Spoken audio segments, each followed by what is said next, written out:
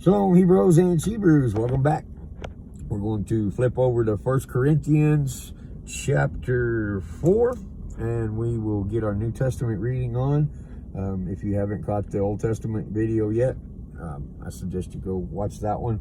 If you are not subscribed to this channel and you like the content, please go click the subscribe button, like the video, and hit the little bell icon, and you will get notified when I make new videos.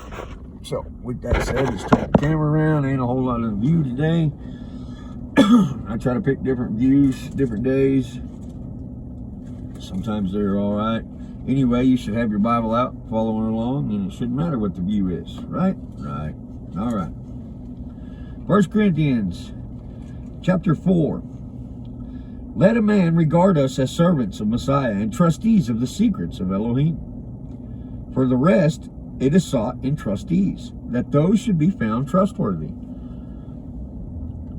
But with me, it is a small matter that I should be judged by you or by a man's court, but not even myself I judge. All right, that judge is a krino, that is to scrutinize, investigate, and examine. That is not condemnation.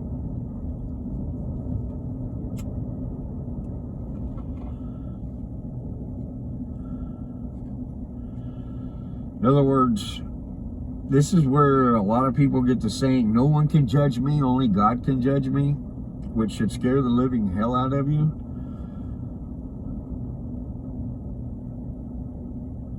I'm not sure why Paul says, but not even I myself I judge. Not sure why that is. I may have to investigate that a little further before I speak on that.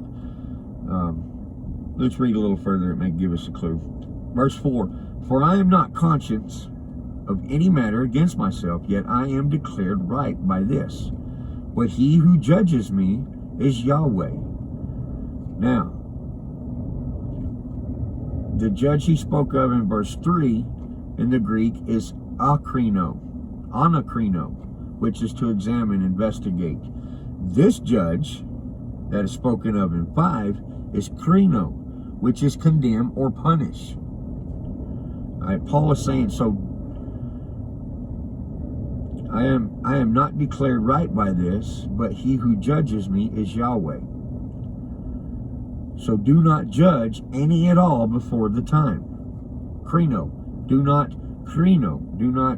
condemn or punish any at all before the time until the Master comes, who shall bring to light what is hidden in darkness, and reveal the thoughts of the hearts. And then each one's praise shall come from Elohim. And these matters, brother, I have applied in a figure to myself and Apollos for your sakes, so that in us you might learn not to think beyond what is written. Do not think beyond what is written. Don't add to what God said. Don't take away from what God said. Listen to what God said. You don't have no private interpretation. God said what he said. So that no one of you is puffed up on behalf of one against the other. Yeah, well, I keep 7 of the 10 commandments and you only keep 3. Don't do that. Sin is sin. All right? Now, since I keep 7, do I not even speak to the one? Do I not even bring the light to the one that's only keeping 3? Absolutely not. If I see you walking in sin, it's my job to say, hey, that God says that's sin. It's your job to do the same for me, regardless. So that's where we get all jacked up in this culture, especially this religious Christianity culture of judge not, lest you be judged. You know, just let everybody do what they want. Look, if I'm fixing to get hit by a car, I would like for somebody to say, yo, dude, get out of the street. You know, I might just be off in La La Land and not realize it.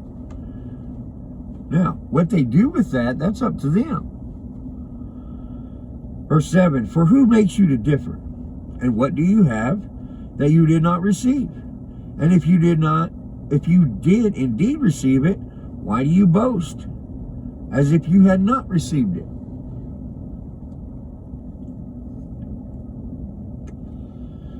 Let me read a little bit further here. You are already satisfied, and you are already enriched. You have you have reigned as sovereigns apart from us. And I wish indeed you did reign, that we also might reign with you. For I think that Elohim has exhibited us, the apostles, last as appointed to death, because we become a spectacle to the world, both to messengers and to men. We are fools for the sake of Messiah, but you are wise in Messiah. We are weak, but you are strong. You are in esteem, but we are not appreciated. Until the present hour, we both hunger and thirst, and we are scantily clad, and beaten, and homeless. And labor, working with our own hands, being cursed, we bless. Being persecuted, we suffer. Being insulted, we help. We have been made as the filth of the world, dirt wiped off by all until now. The humility that we must carry as we gain knowledge, especially those of us who have learned the truth of Yahweh, not to belittle our brothers who are still lost in the world, but to build them up and encourage them. Look, this is truth, man. This is truth. And if they don't get it today, continue with them. Continue to walk with them, even though we're going to be persecuted. Oh, you're a pastor who speaks on works-based theologies, and you think you're better than us because you keep the old covenant and blah blah blah. You know, just constant belittling and persecution from those who are supposed to be in the faith. I continue to encourage. I continue to, even in frustration at times, walk with those who have not come to the knowledge of truth. That's what Paul's saying here. Verse 14, I do not write this to shame you, but to warn you as my beloved children. For if you should have 10,000 instructors in Messiah, yet not many fathers, for in Messiah Yeshua I have brought you forth through the good news. I brought you forth through the good news. All right? One thing I often go back to and revert to is, I don't work for my salvation. I work because of my salvation. I work because Messiah has brought me through the fire and refined me to this point. Okay? Paul is saying this similar thing, that through Messiah I have brought you through in the good news. You have come through this because of the good news, because of what Yeshua did. Therefore I appeal to you to become imitators of me.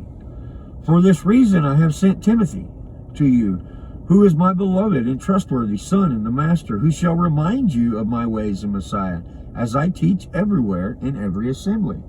All right? I've sent you someone who has been discipled under me, who's getting it together, and I'm going to continue to instruct him, and he's going to instruct you. Discipleship 101.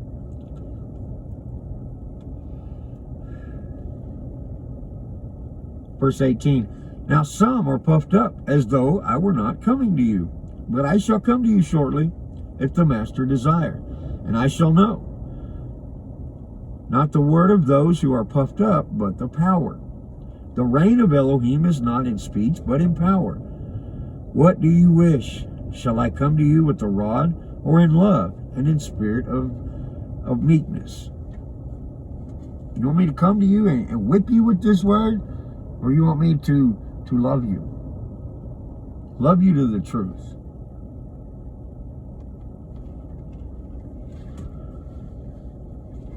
We do no one a service.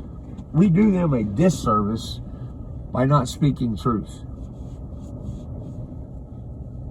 I'm not going to beat you up because you ain't got this yet. But I'm not going to quit telling you the truth.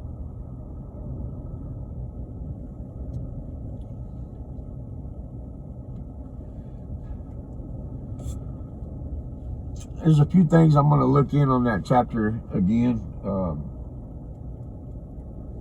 I'm not sure what Paul was meaning there in verse 5. I'll have to go back. Maybe my head's just not wrapped around it this morning. I have lots of notes in my Bible and highlighted, especially in that area right there, that chapter. So I'll have to go back and get my mind around it, and then I may kind of reiterate it tomorrow when we read the next chapter. And so we was able to keep this video short. I probably could have combined the two, but I'm trying to figure out the best way to do these videos where they stay short and powerful.